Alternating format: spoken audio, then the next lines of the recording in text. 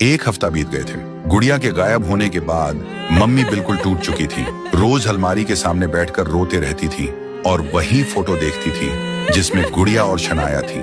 फिर एक दिन मम्मी हॉस्पिटल गई और पापा के सामने रोते हुए बोली, पहले शनाया गई थी, फिर तुम कोमा में, अब गुड़िया भी चली गई वही अलमारी में। अब मैं बिल्कुल अकेली रह गई हूँ। तभी पापा की आंखों में आंसू आते हैं और उस दिन पहली बार पापा के हाथ हिलने लगे थे, क्योंकि पापा सोच रहे थे वही 7 साल पुरानी बात। 7 साल पहले शनाया घर में अकेली थी। मम्मी और पापा किसी काम से बाहर गए थे।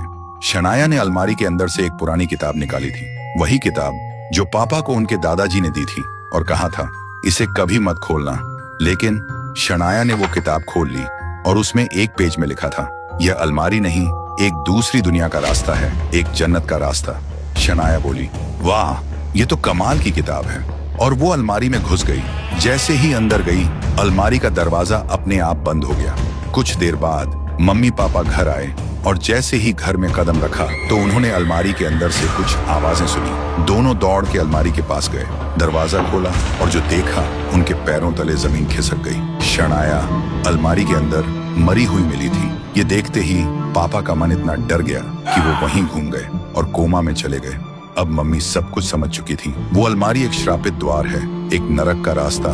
फिर एक दिन मम्मी ने सोचा इस अलमारी को अब खत्म कर देना चाहिए, लेकिन तभी उसकी नजर उसी किताब पर गई। उसने वहीं राज पढ़ा। अब मम्मी और भी समझ गई थी, ये सब इस किताब की वजह से हुआ है। मम्मी ने तुरंत वो किताब को आग में जला देती है और जैसे ही किताब जल के राख बन गई, घर के अंदर से आवाज आई, मम्मी मम्मी मम्मी आप कहाँ हो? तभी हॉस्पिटल से फोन आता है।